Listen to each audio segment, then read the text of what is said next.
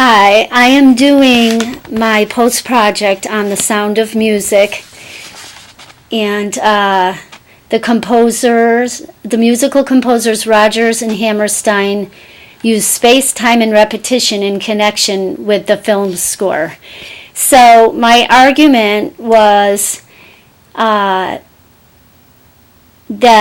it is the greatest musical of all time. Many have already said that. That is something that is known, and it lives on today. But they brought a new kind of musical score to the film industry, Rogers and Hammerstein. And it was a great success, and they had about 5 other films where they did that, where they also brought musical scores such as this. The musical composition and lyrical formation of Richard Rogers and Oscar Hammerstein complemented the film score in such a way that not only visually did this film come to life, but the very words and music composition burst open as even the spring is awakened after a long, dead winter. The powerful synchronization between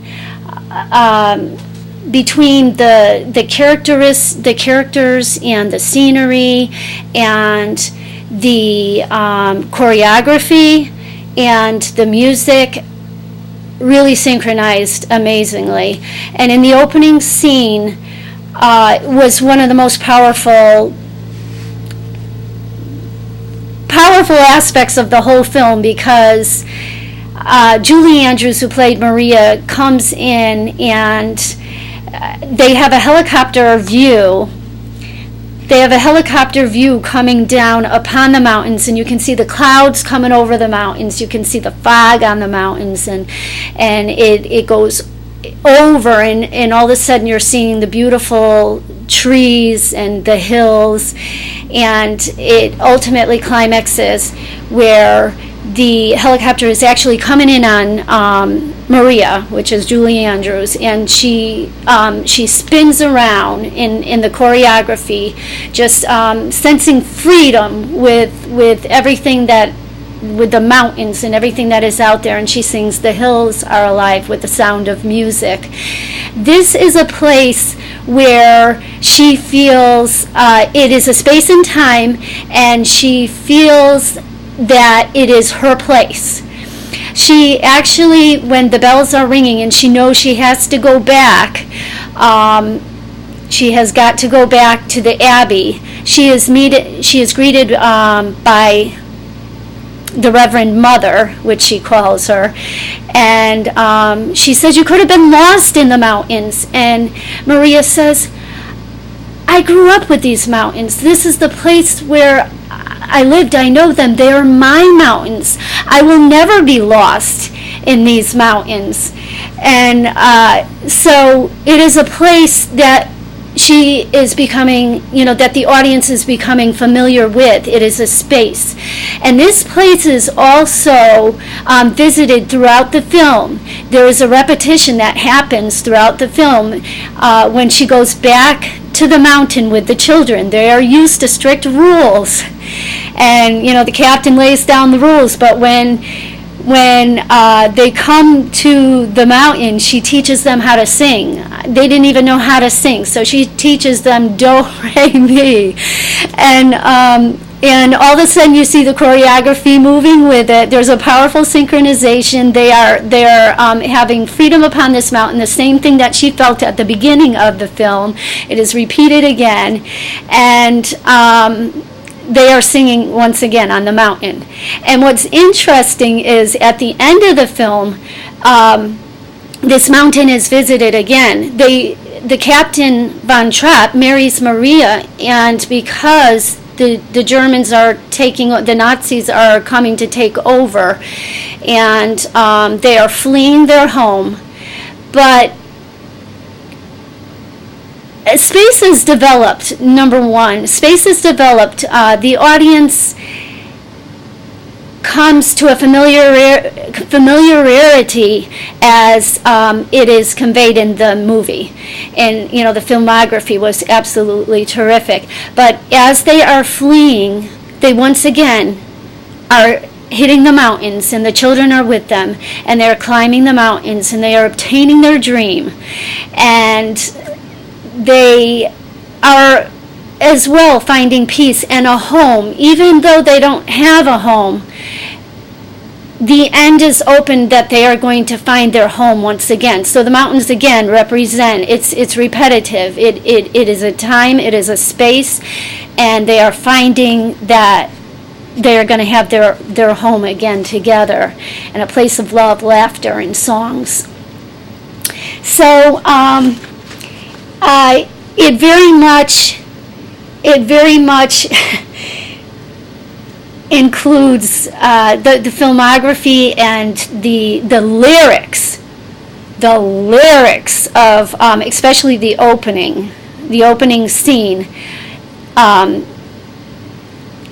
As well, is a powerful synchronization with the filmography, because as Maria is saying, my heart is filled with the sound of music, and she says, as the brook trips and falls, I find a place of laughter. I want to find the same thing, and I find this within my heart. And there's many different lyrics that go back to the same realization. And so, Rodgers and Hammerstein pulled off a fantastic musical score and composition, and the lyrics that went along with it, and it just really synchronized with the film amazingly. The scenery was absolutely powerful. It just burst open like spring that has never been seen. It's been seen for the first time, and the scenery was just you were just, your breath was taken away, and they couldn't have found a better singer than Julie Andrews. It was just very, just the spirit that she carried with her was a spirit of freedom, even as she portrayed as Maria von Trapp, and, needed to find a place, in the von Trapp family to bring freedom to them. And as the mother had said to her, this doesn't mean that you don't love God. If you love this man, you still love God, and you have to find your place. And so that was her place. And so it was, Rodgers and Hammerstein are often credited with ushering in a new era of American musical theater, that of the integrated musical, in which all the elements of a show plot, character, song, dance, orchestration, and setting should blend together into a unity, a seamless whole.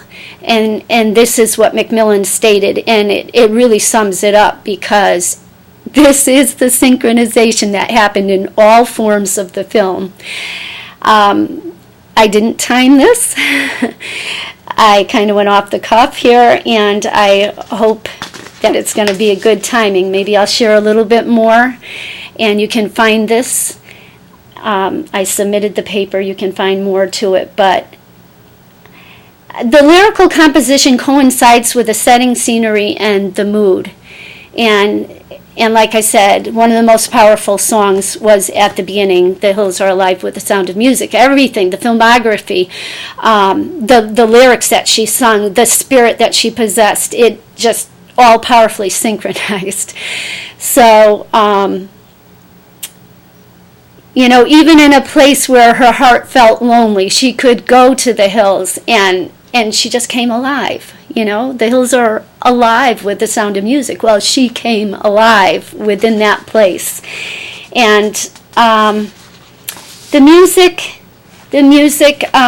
theme of the music being repeated as the children are learning to sing, even Edelweiss.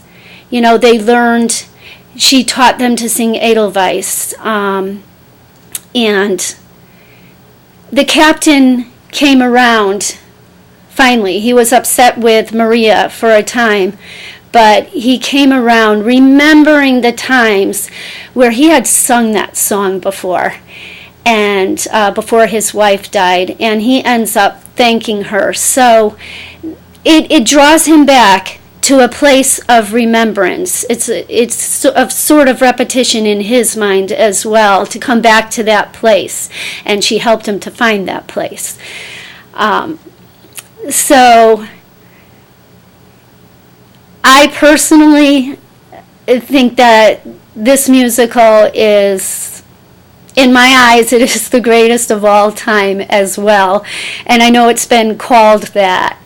And I do personally agree that it is. So my argument of The Sound of Music, both the musical and film score synchronized together through space, time, repetition, and art forms. And as I watched the movie, I concluded that this is really true. It is very true. The filmography, the lyrics, the dance choreography, and many of the different scenes, always bringing them back again to the theme of just music and finding freedom. Even at the very end of the scene, it was very powerful as they escaped. Here they are, and they're singing, before the big crowd and everything, and as they exit, it's their time to find their freedom again. And thankfully the nuns, they said, Mother, forgive us, we have sinned. They pulled out the plugs of the car. And so, again, it comes back to that free place. And I enjoyed it very much. So this has been one of the most fun assignments that I did to wrap up the course. So thank you very much.